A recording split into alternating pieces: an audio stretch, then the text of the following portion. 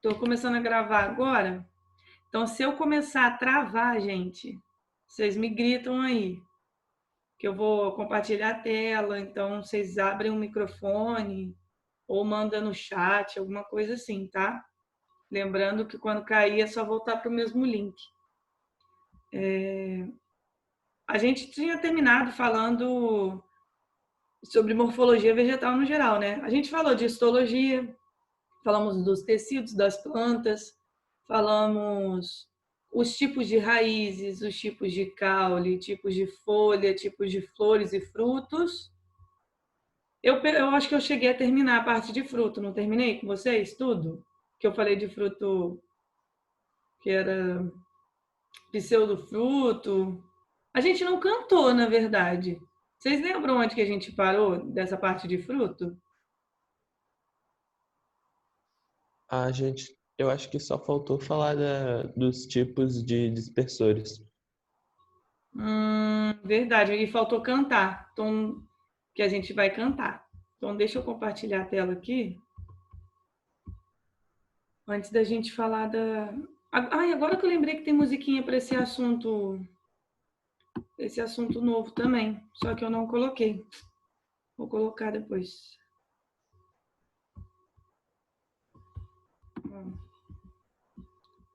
A gente não resolveu exercícios também. Então, só para finalizar essa parte, gente, e resolver uns 2 ou 3, acho que são 3 exercícios. Então, quando a gente fala da dispersão de frutos no geral, deixa eu ver aqui. Resolvemos? Vocês resolveram sim os exercícios sobre fruto comigo? Tá. Foi, Júlia? Não tô lembrando, não. Gente, olha só. Quando a gente fala da dispersão, isso daqui eu cheguei a falar que eu falei rapidinho, né? Falei que a anemocoria é pelo vento, hidrocoria é pela água, o, o coco do coqueiro, a dispersão dele, como o coqueiro ele surge bem próximo de água, principalmente também pela água, tá? Hidrocoria, o coco cai e pode ser levado pela água para outro lugar. A autocoria é aquilo que eu falei, que a planta ela própria, ela dispersa o fruto, então eu adorava brincar com isso quando eu era mais nova. Pegava uns frutinhos de uma planta que chama beijinho, ou qual que é o outro nome dela, gente? Ah, esqueci o outro nome dela. É porque o fruto dela era uma coisa, uma cápsula assim, e quando você joga na pessoa aquilo explode. Então eu ficava brincando com aquilo. Porque tem uma alta pressão aqui dentro e ela sozinha consegue dispersar os frutos quando esse fruto explode e aí as sementes todas vão sair. É bem legal. Isoocoria, quando a gente fala de carrapicho, tem aquele outro, tem esse tipo aqui, mas tem aquele outro que é um pedacinho verde que gruda na calça, sabe? Quando você anda, tá andando na grama, quando você vai ver a sua meia, a sua roupa tá cheia dessas coisas. São frutos, aquilo ali é tudo fruto. E é um fruto que tem algumas projeções para grudar mesmo em tudo que passar. Na verdade, é para grudar mais em pelos, né? Animais que têm pelos, quando passarem por lá, vai grudar aquilo e aí vai ajudar na dispersão. Então, essa é a parte que faltava. Mas tinha. Deixa eu ver se eu não coloquei musiquinha aqui, não, gente. Botei sim. Não tá aqui. É que tem uma musiquinha que é do Se Você Pensa que Amor é Fruto, Amora não é fruto, não. Amora em fruta, essência, bem diferente do mamão. Alho, cebola e batatinha, todos são caule, sim. Mandioca, beterraba e cenourinha são raízes, acredita em mim. Então, vocês acreditam em mim aí, essa era a musiquinha. Então, gente, é sério, a gente já fez exercícios, então acho que eu vou para o próximo aqui. Só faltava falar disso mesmo. Então, a gente começa aqui. Olha essa galera chegando atrasada aí.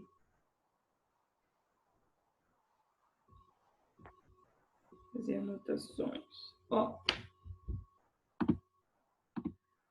Então, vamos lá. Quando a gente fala de absorção, A gente vai começar a entrar num capítulo que chama Fisiologia da Absorção.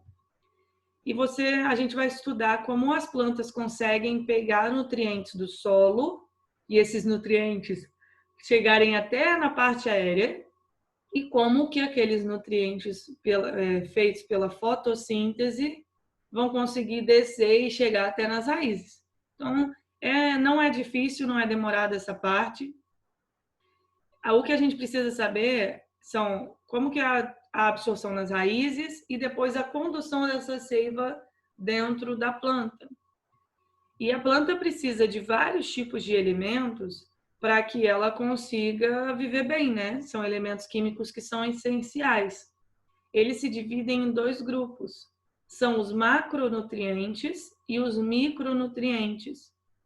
Alguém tem ideia por que esse nome, né, macro e micro, quer dizer tipo grande e pequeno?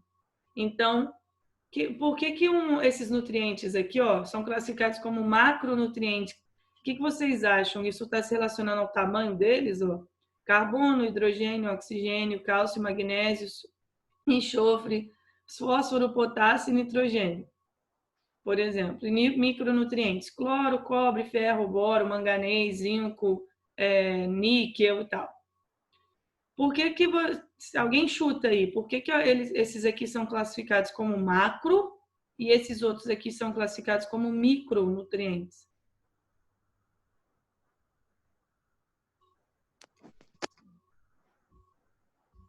Sei lá, molécula grande, pequena? Não. Não está falando de molécula grande e pequena, não. Mas macro significa grande e micro significa pequena, mas eu não estou dizendo o tamanho da molécula, eu estou falando o que, então? Isso aí está se relacionando para onde ele vai? Para onde está direcionado? Não, também não. Show. Então, show. Eu estou passando. Gente, macro e micro seria pela quantidade que a planta precisa desses nutrientes. Então, os macronutrientes a planta precisa em grande quantidade. Já os micronutrientes ela precisa em pequena quantidade. Então, por isso que é macro, grande, micro, pequeno. Só que macro, grande, não o tamanho da molécula em relação à quantidade, tá? Então, por exemplo, o oxigênio a planta precisa super. Carbono, ela não consegue formar as partes do corpo dela sem carbono. Cálcio, tem vários processos no corpo dela que são modulados por cálcio. Então, precisa pra caramba disso. E aí, quando a gente fala de onde que a planta pega isso, né? Esses nutrientes, alguns serão do solo, porque o solo... perdão. Nossa, ontem eu fiquei com muito sono da endoscopia, então acho que ainda está em cima. O solo, se você for analisar o solo, ele tem uma parte orgânica e parte inorgânica. Lembra que toda vez que a gente fala que algo é orgânico, lembra aí as aulas de química, o que isso significa? Tem carbono. Tem carbono. Então, se tem carbono, veio de algo vivo, provavelmente, porque tinha maior quantidade de carbono e tal.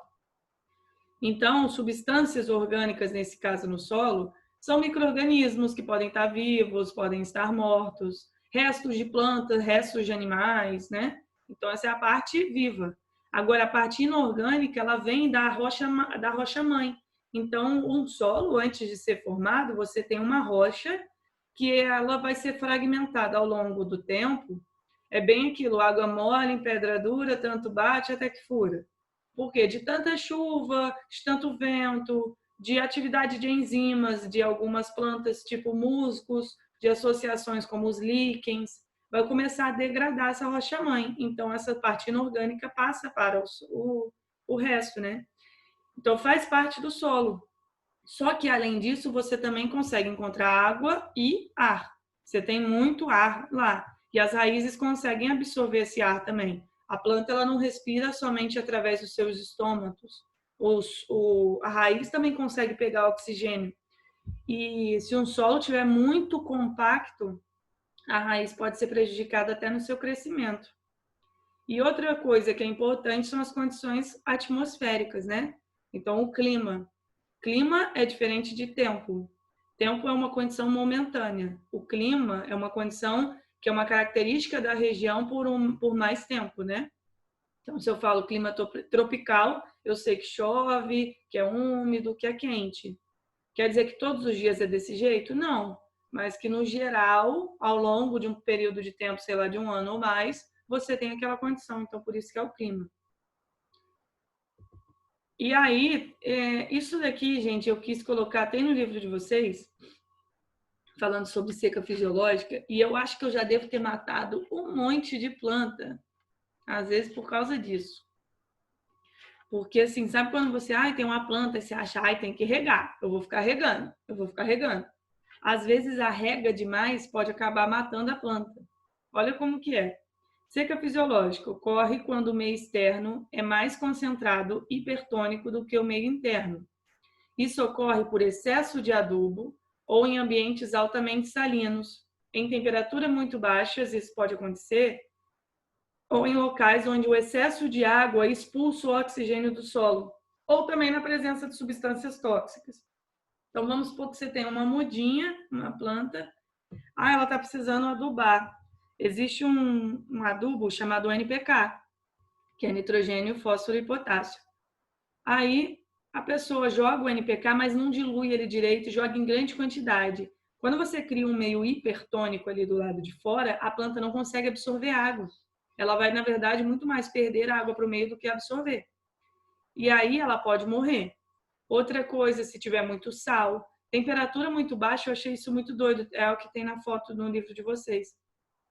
Vamos supor que esteja muito frio e aí a água congelou no solo. Pode acontecer isso, né? A água congelar. Quando ela congela, a planta não consegue absorver o oxigênio. Então, ela pode morrer de seca fisiológica, ou no caso, quando você joga muita água.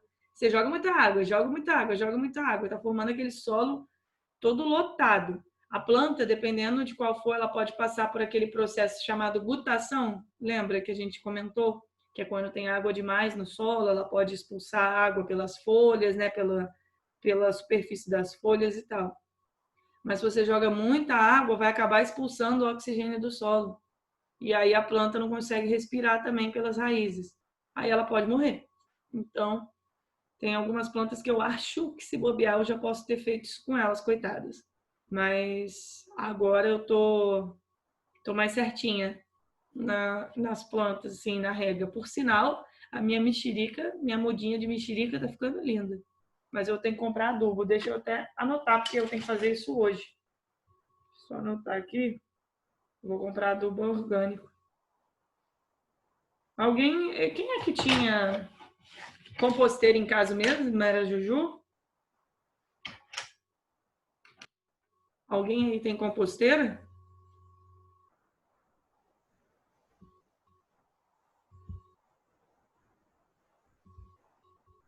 Tem, gente?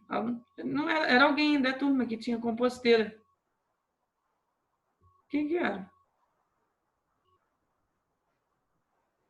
Não lembro. É Helena, não? Não sei. Não. Eu não sei porque eu associei com a Juju, a Nascimento. Enfim, eu tô afim de ter também. Não. Não? Então tá. Então, Ju, você estava na minha cabeça, não sei por quê. Ô, gente, então vamos começar a falar sobre a absorção de água e sais, minerais, como que acontece lá na raiz. Essa imagem aqui está mostrando um corte da raiz. Eu vou só mostrar para vocês quais são os tecidos que a gente tem aqui. Lembra que isso daqui é um pelo. O pelo é uma projeção da epiderme. Então, o pelo está aqui na raiz. Lembra que a raiz tem uma região chamada zona pilífera, que é para ajudar na absorção. Aí temos a epiderme aqui. Tem uma região chamada córtex. Tem um tecido chamado aqui endoderme, periciclo, tecido vascular. Eu não vou nem entrar muito em detalhes sobre esses tecidos, não. Eu vou falar mais aqui da endoderme depois. Porque a gente já chegou a comentar de tecidos. Alguns são muito importantes, outros não são tantos assim. Tanto para questões, né? Então, água e sais minerais, quando eles serão absorvidos, vão passar por tem 3 vias, mas as provas normalmente cobram mais as 2 primeiras aqui. A água e sal mineral pode ser absorvido diretamente passando pelo pêndulo radicular ou pela epiderme. Só que essas três vias, tem uma via chamada apoplástica ou apoplasto, que está em vermelho aqui. Tem a via simplástica, ou também chamada simplasto, que está em azul. E tem a via transcelular. A via apoplástica, as soluções elas passam por meio de espaço entre as células, os meatos. Então, olha, a substância entrou aqui, ao invés de passar dentro da célula, vai passando no espaço entre uma e outra. E aí chega aqui na parte do tecido vascular, que é no xilema. Na via simplasto, tem o deslocamento de soluções para a região central da raiz através de abertura nas paredes celulares. Então, não sei se vocês estão conseguindo ver que a substância está passando entre uma célula e outra, tem uma aberturinha aqui. Essa aberturinha na parede celular permite a comunicação entre as células. E essa aberturinha é chamada plasmodesmos. Então, na via simplasto, você vai passar água e sais minerais através dos plasmodesmos entre as células. Então, nessas aberturas. E a via chamada transcelular é um movimento atravessando o citoplasma das células. Então, passa por dentro de todo o citoplasma aqui da célula. Só um pequeno detalhe. Eu já vi falando que passa pelo citoplasma na via simplasto também. E não deixa de passar um pouquinho, tá vendo? Se você está passando entre as paredes celulares, entra um pouco. Então, quando for mostrar dessas duas, se não falar dessa terceira, às vezes eles podem estar considerando passar por dentro do citoplasma da célula na via simplasto também. Mas, na verdade, são três. Então, uma é entre a parede, entre os espaços das células. Na simplasto, passa pelo plasmodesmo entre uma parede celular e outra, mas está vendo que nesse desenho está mostrando passando por dentro da célula também? Então, nessa imagem, eu acho que já está considerando essa característica de passar por dentro do citoplasma. Pode falar, Enzo. Ô, professora, vai acontecer as três ao mesmo tempo? Pode acontecer. Ou, tipo, escolhe... Depende de qual nutriente, depende da quantidade, então acontece sim. Depende da condição, mas não é a planta não vai ter uma ou outra, não. Tem essas três formas de deslocamento. E aí, no caso, a transcelular aqui falava que passava o citoplasma, pelo citoplasma, né? Então, apoplasto, simplasto e transcelular. Mas foca mais na apoplasto e na simplasto. Vocês acham que qual das duas seria mais rápida? A apoplasto ou a simplasto? Acho que é simplasto. Por quê? Sei lá, olha, o risco tá direto já lá no verde. Olha só. Quando a gente fala da simplasto, até que pode ser um pouquinho rápido, porque não está passando entre as células, já está passando aqui uma parte dentro delas, mas na via simplasto, as células, quando você passa uma substância dentro da célula, essa substância ela já pode ser meio que filtrada, vou colocar entre aspas filtrada, tá? Se entrar um micro-organismo, a célula já pode agir contra aquilo. Então, não é que existe uma mais rápida do que a outra, é só que essa via que passa por dentro da célula, essa via, deixa eu jogar meu cobertura. Essa via, ela pode ser mais filtrada, melhor tratada, porque está passando dentro do citoplasma de uma célula para outra, para outra, para outra. Então, se tiver um micro-organismo, pode ser retido ali também. Mas tem esse negócio aqui chamado estrias de Caspary. Como que isso acontece? Olha só, a rota simplástica está mostrando, entrando pelo absorvente ou pela epiderme, e a apoplástica. Olha a apoplástica, está passando entre as células, e a simplástica até parece que está passando entre as células, só que está passando entre as paredes celulares, né? Quando chega num determinado ponto aqui, tem uma região que ela vai ter uma parede celular muito espessa. Essa região vai ser chamada estria de Caspary. Olha como que é numa imagem, né? Você tem aqui as células, tem um acúmulo aqui como se fosse de parede celular bem grosso. Então, você tem faixas de suberinas que elas vão unir muito forte as células. Então, veda o espaço entre elas. E isso daqui é bom para ajudar na pressão do transporte de nutrientes, mas eu achei essa definição aqui boa também, ó. Estrias de Caspari, ou Caspari, não lembro como que fala. São como cintas de celulose que unem firmemente as células vizinhas, vedando completamente os espaços entre elas. Assim, para penetrar o cilindro central, que é essa parte aqui do meio, toda e qualquer substância tem que atravessar diretamente essas células, uma vez que as estrias de Caspari, elas fecham os espaços entre as células. Então, isso é bom para direcionar e também para filtrar novamente. Então, caso tenha alguma coisa que não é para entrar, ele vai ser retido lá também. Então, isso daí eu achei... Não tem muita questão de prova sobre isso, não. Até vi uma discursiva, mas eu achei interessante falar sobre isso. E aí, assim, gente, comentando sobre a condução da seiva bruta. Antes de eu colocar isso daqui da seiva bruta, pensa numa árvore de, sei lá, 200 metros de altura.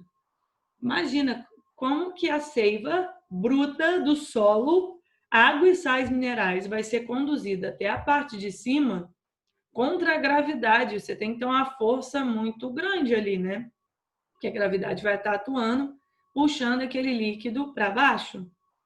E aí a gente precisa falar de três propriedades da água para a gente falar sobre a condução de seiva bruta. Uma chama coesão, outra chama adesão e depois você tem a capilaridade.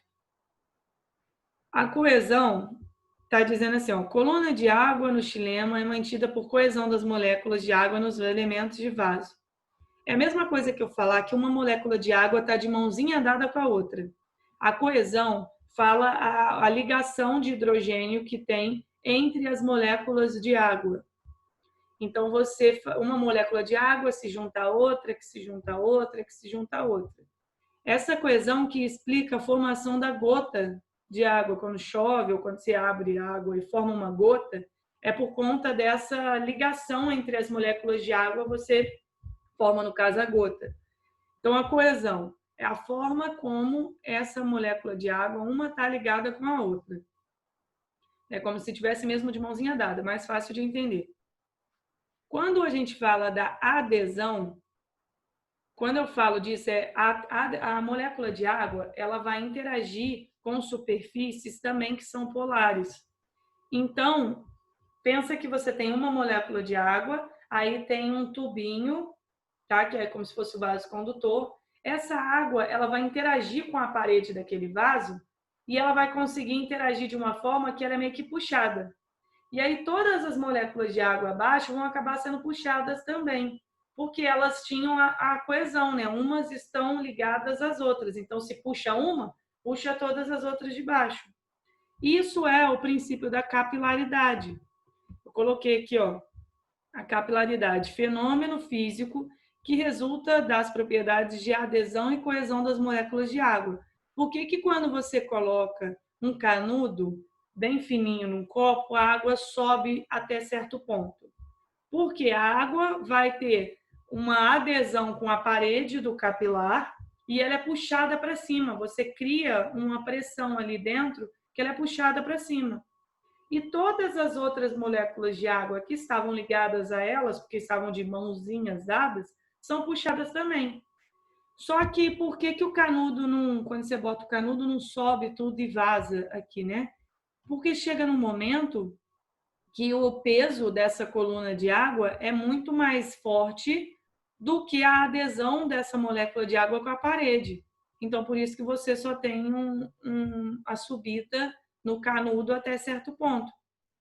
Então, aqui estava mostrando, comparando com uma árvore, com uma gimnosperma, em um vaso xilemático com cerca de 30 a 50 micrômetros de diâmetro, o fenômeno da capilaridade é suficiente para elevar a coluna de água a pouco mais de meio metro acima do solo.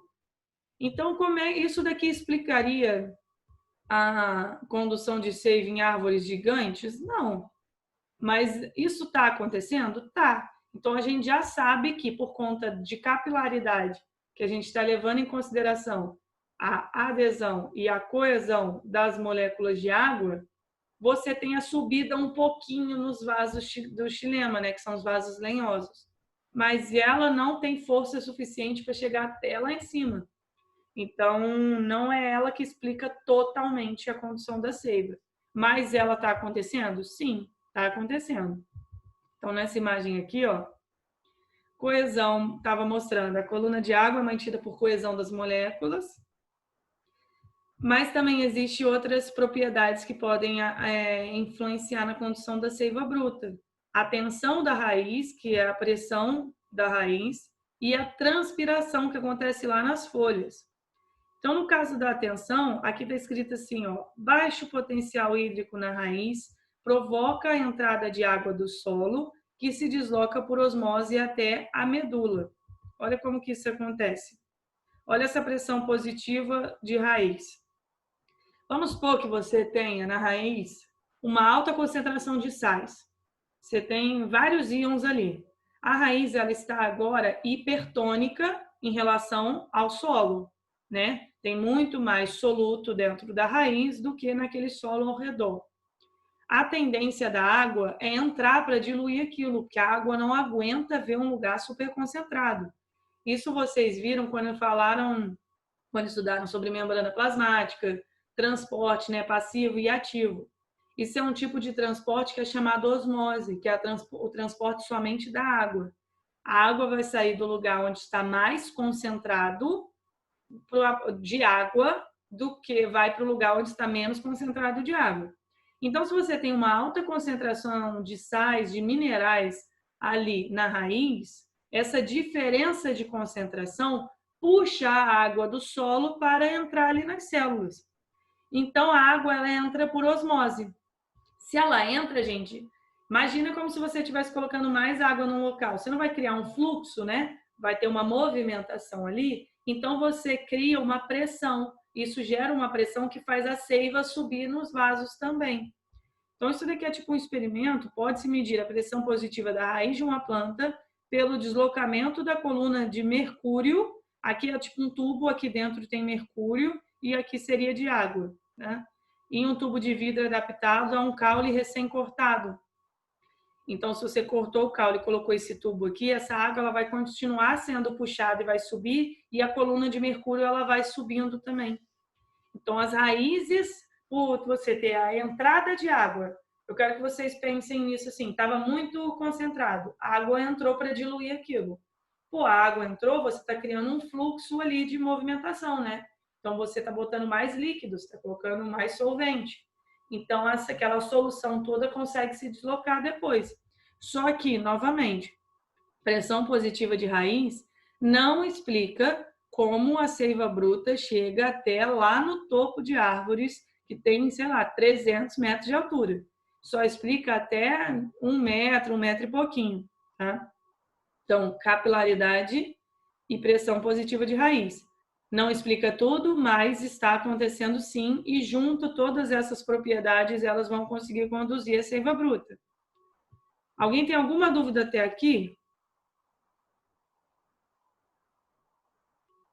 Ó, nessa imagem aqui, ó,